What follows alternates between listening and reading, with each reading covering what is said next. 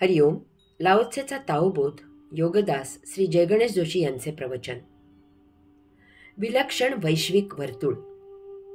विश्वातील वस्तू जगतात भरपूर विविधता आणि महावैचित्र्य आहे, परंतु विश्वात एक महाविलक्षण साम्य आहे आणि ते म्हणजे विश्वातील प्रत्येक गोष्ट वर्तुळाकार आहे.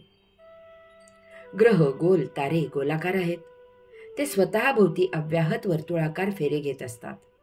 ते त्यांच्या निर्माणासभोवती वर्तुळाकार फेरे घेत असतात.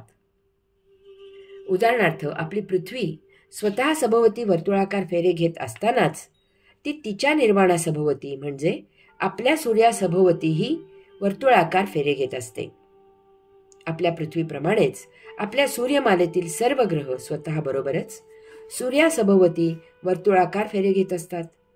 चंद्राप्रमाणे असलेले या ग्रहांचे अनेक उपग्रह स्वतः सभोवती वर्तुळाकार फेरे घेत असतानाच आपापल्या निर्माणकर्त्या ग्रहासभोवतीही वर्तुळाकार फेरे घेत असतात.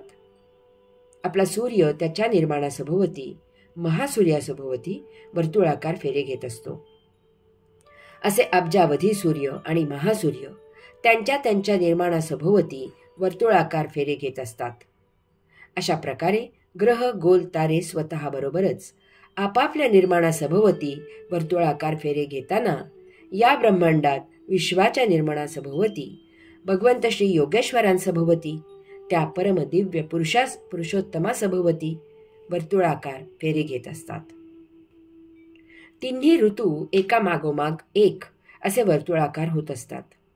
उन्हाळा, पावसाळा, हिवाळा आणि मग पुन्हा उन्हाळा, पावसाळा, हिवाळा असे अव्याहत सुरू असते. पहाट, सकाळ, दुपार, सायंकाळ, रात्र आणि मग पुन्हा पहाट, सकाळ, दुपार, सायंकाळ, रात्र असे अव्याहत सुरू असते. सूर्योदयानंतर सूर्यास्त आणि मग पुन्हा सूर्योदय आणि सूर्यास्त असे अव्याहत सुरू असते.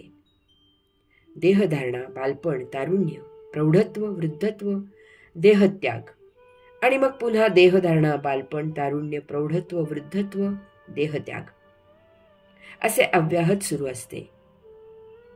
बीज, अंकुर, झाड आणि मग पुन्हा बीज, अंकुर, झाड असे अव्याहत सुरू असते. उत्पत्ती, स्थिती, लय आणि मग पुन्हा उत्पत्ती, स्थिती, लय असे अव्याहत सुरू असते. पाणी, वाफ, पाऊस आणि मग पुन्हा पाणी, वाफ, पाऊस असे अव्याहत सुरू असते. झीज, भर आणि पुन्हा झीज, भर असे अव्याहत सुरू असते. हे सर्व सांगायचा मुद्दा असा आहे की यामुळे जेथून सुरुवात केलेली असते तेथेच यात्रेची समाप्ती होऊन पुन्हा येणे होते. शून्यामधून सुरुवात होते, विश्वयात्रा पूर्ण होते आणि जेथून सुरुवात केली होती तेथेच शून्यात पूर्णत्वाने समाप्ती होते.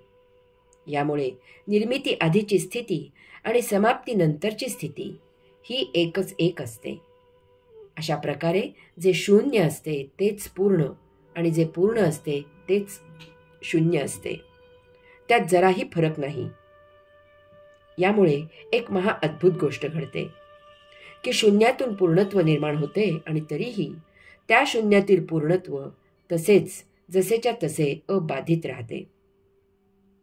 पूर्णातून पूर्ण निर्माण होते आणि तरीही ते पूर्णत्व जसेच्या तसे अबाधित राहते. शून्यातील ज्ञान, पूर्णातील विज्ञान. शून्य आणि पूर्ण एकच एक असले तरीही व्यवहारात फरक असतो तो शून्यातील ज्ञानात आणि पूर्णत्वातील विज्ञानात. भौतिक ज्ञानाने शून्यातून सुरुवात होते आणि आध्यात्मिक विज्ञानाने पूर्णत्व येऊन समाप्ती होते. आयुष्याची सुरुवात देह धारण करून होते, म्हणजे जन्म आणि आयुष्याचा अंत देहत्याग करून होतो. म्हणजे मृत्यू हे भौतिक ज्ञान आहे, परंतु देह धारण करणे आणि देहत्याग करणे हे कपडे बदलल्याप्रमाणे स्थित्यंतर आहे, हे विज्ञान आहे. आपण संरक्षणासाठी घर बांधतो, कपडे घालतो, एखादी वस्तू खोक्यात ठेवतो. याचप्रमाणे आत्मांश संरक्षणासाठी एक कवच म्हणून देह धारण करतो.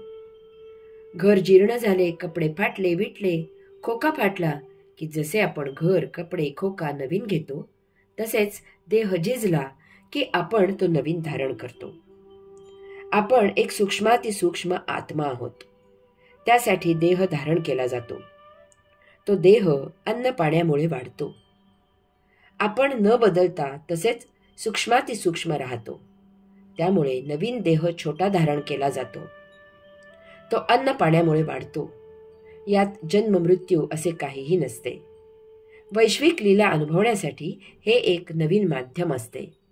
याचे आकलन होणे विज्ञान आहे. भौतिक ज्ञान मिळाले की जीवनाची काही तत्वे निश्चित केली जातात. ती आचरणात आणल्याने जीवन जगायची एक ठराविक चाकोरी तयार होते. त्याला धर्म समजणे हे ज्ञान झाले. असे अनेक धर्म निर्माण होतात. परंतु धर्म असे काही नसते. ती एक जीवन पद्धत असते. विविध 84 लक्ष देहांच्या माध्यमामधून विश्वलीला अनुभवत वैश्विक आत्मपरब्रह्म प्राप्त करणे हा धर्म आहे, हे विज्ञान आहे. वैश्विक उलथापालथीच्या अज्ञानामुळे त्यांना देवदेवता समजणे त्यांचा कोप होतो.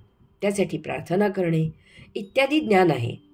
परंतु विश्वात एकमेव परम आत्म ब्रह्म चैतन्य असून त्यामध्ये वैश्विक लीला होत असतात आणि त्यांचा परमानंद अनुभवणे हे विज्ञान झाले.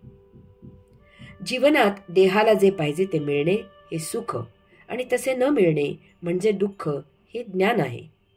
परंतु सुख दुःख असे काहीही नसून वस्तुजगत मिळणे न मिळणे ही जीवनानुभूती असून त्याचा कैवल्यानंद घेणे हे विज्ञान आहे.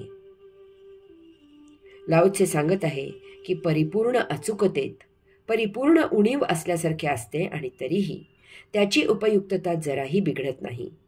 भरपूर विपुलता असलेले अपुरे असल्यासारखे असते आणि तरीही त्याच्या उपयुक्ततेत कधीही अपयश येत नाही. ज्ञानाने शून्यात उणीव असल्यासारखे भासते, परंतु त्यातील पूर्णत्व उमजणे हे विज्ञान आहे. शून्यामधून पूर्णत्वात जाणे हाच एकमेव धर्म आहे. त्यामुळे संतांनी शिक्षण न घेता उत्तम अभंग, ओव्या, दोहे, श्लोक इत्यादी रचले. आज त्यावर PhD केली जाते.